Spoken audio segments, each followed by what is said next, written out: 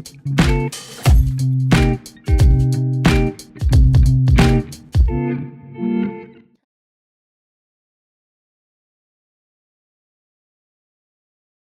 everyone, and welcome to episode 11 of the Yodaverse podcast.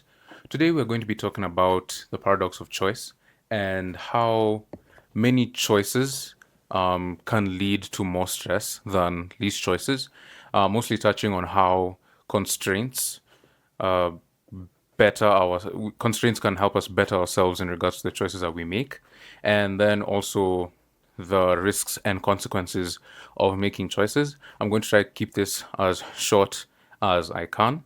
And before we begin, make sure to like, subscribe, comment what you think, and also check out the wildlife channel and the newsletter if you are interested in reading the newsletter or the watching through the wildlife channel, of which a new episode will be released around the same time as this. Be sure to check the links in the description below, whether you're on YouTube, Spotify, Apple Music. And thank you just so much for being here. It is a great thing. And without further ado, let's begin. So, what do I mean when I say that it is easier for us to make better choices when constrained? What I mean by this is nowadays we are faced with a lot of choices. It could be career choices, it could be relationship choices, it could be choices or even choices simply as what to eat or what not to eat. We have various kinds of diets. We have various kinds of exercise regimes depending on the goals that you're trying to achieve. There are many situations where we find we have a lot of choices to make. My main point today, or my main 2 points today, will be on why few choices are better and the risks and consequences and the output of that. So, why are fewer choices better? I feel like fewer choices allow you to think more clearly about your current decision.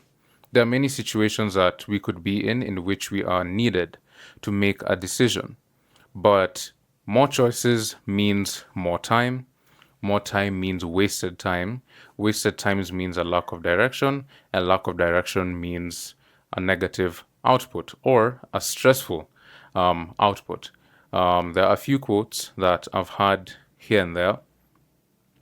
Some about goals, like from the businessman, CEO of acquisition.com, Alex Hormozy, once said, "You can choose your goals, but you can't choose their price." I love that. It's like we pick what we want, but not the consequences of those things.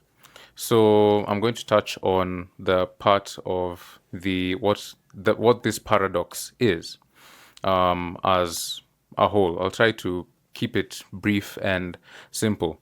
It's the idea that a lot of options don't free us, but instead frees us. More should feel better. More always should feel better, but less is better in this situation. More should feel better, but doesn't. For us, it can be strenuous, it can be very stressful, especially in regards to the the influence of social media. Uh, Regardless of what we want to say about it, it has become a very open space in which you see so many different versions of so many different kinds of lives and so many different options of the kind of person you want to be. You hear people saying that being an influencer is now a career, and in many cases, it is. So you have doctor, you have lawyer, you have artist, you have engineer, and then now influencer is part of the career bracket. So when we're talking about choices and options, there are too many to choose from. So before we get into the risk part, how do we narrow down on the kinds of choices that we make? I think it's about measuring what would give you the most output.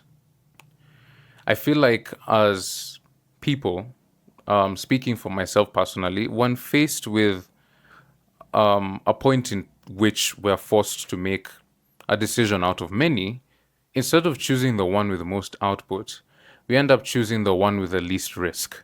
And that's not the way to go. The one with the most output is always the way to go, regardless of the risk or consequences of that choice.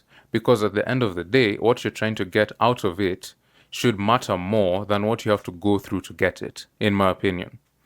In terms of the risk and consequences part, another quote, at some point everyone needs to choose whether they'd rather risk rejection or guarantee regret later.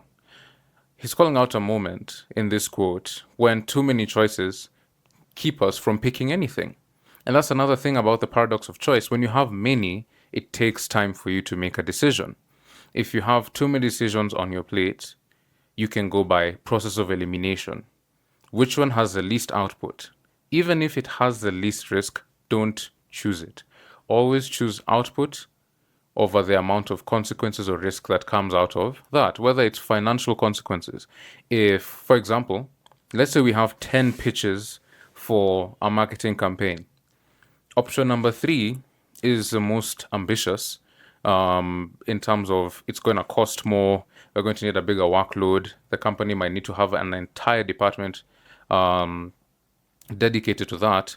But we're going to get, let's even a crazy number like 300% return on investment or something like that, versus option 9 out of 10, which is, I mean, we might have something like a 60% ROI, but it seems like a smoother journey. You won't need too many people or stuff like that.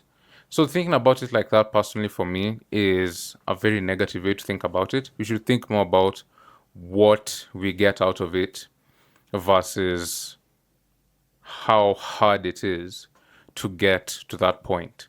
So virtue-wise, or in regards to what lesson we can pick out of this, outside in terms of making decisions and in life in general, is don't go for the easy thing just because it's easy to do. Choose the thing that has the most, that you can gain the most out of, regardless of how tough and difficult it is for you to achieve that thing.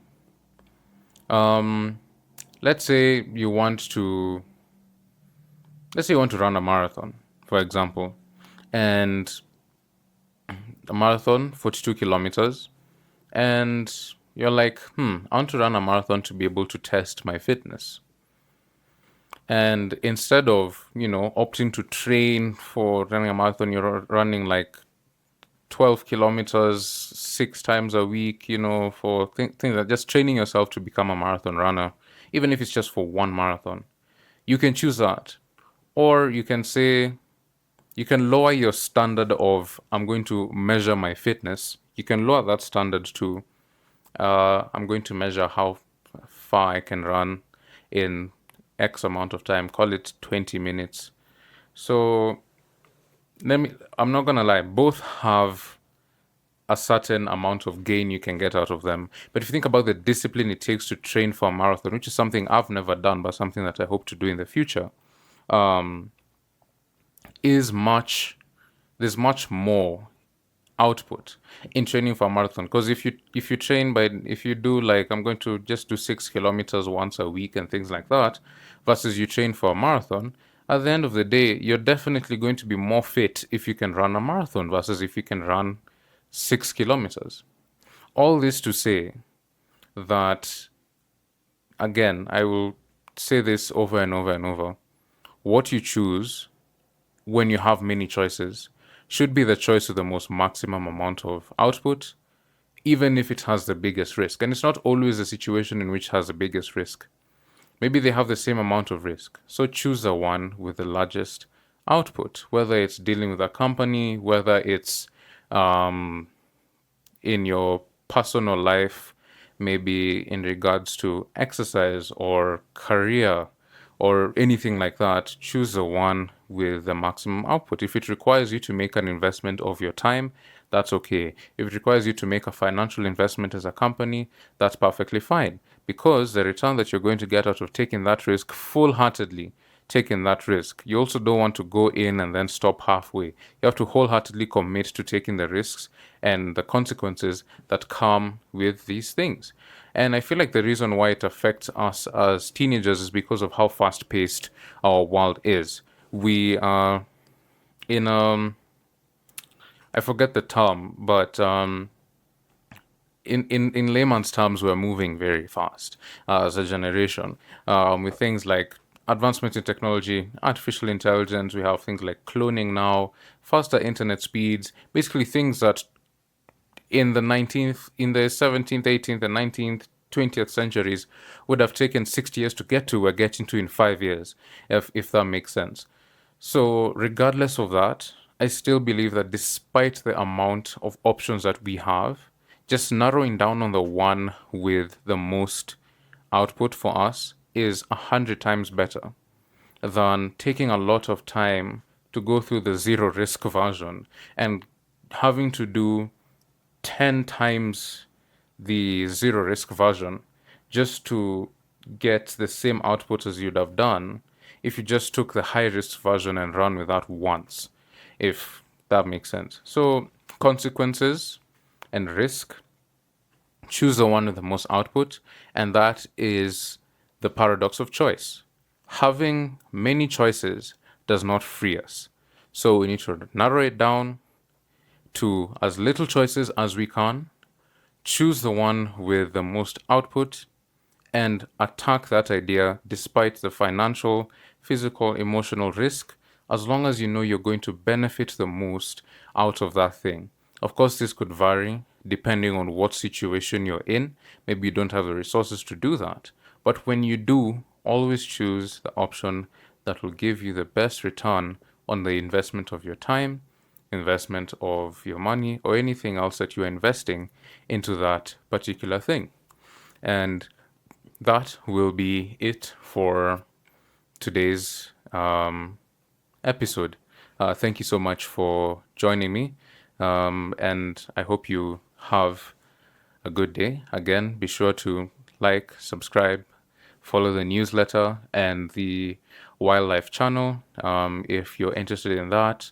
The link to my comic, my small mini comic, Pip and Percy, will also be in the description below. I hope to continue production of that comic. It's currently at 3 episodes, and I'm working through some things to be able to make sure it comes out a lot more frequently. I am very grateful to each and every one of you that has been listening or watching this podcast. I am truly grateful. This is amazing to me. It's a form of it's just a form of putting myself out there, a therapy of sorts, if you could say. And again, I'm grateful.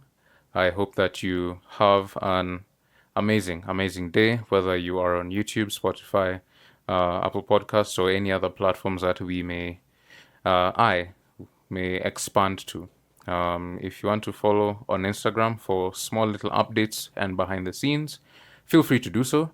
And lastly, if you have any suggestions for either the kinds of topics or the kinds of videos you guys would like to see, if you'd want things like behind the scenes videos, if you'd want longer talk videos on one specific topic, if you want me to do more than one topic in an episode, the table is free. I'm trying to build this as a portfolio, but also with my audience. And I hope that you'll be willing to share your ideas on what you think I should or could cover, or the kinds of things you'd like to see on this channel. For those of you who don't know, lastly, I also have, I said lastly before, but anyway, lastly again, I also have an art channel where I do art videos. I've only done a video or two this year, and very, very short videos, no talking and everything. But I've released my first official video of the year there, and a second one that's coming out this weekend as well. And I believe that to be the last thing. So thank you so much for joining me, and I will see you in the next one. Take care.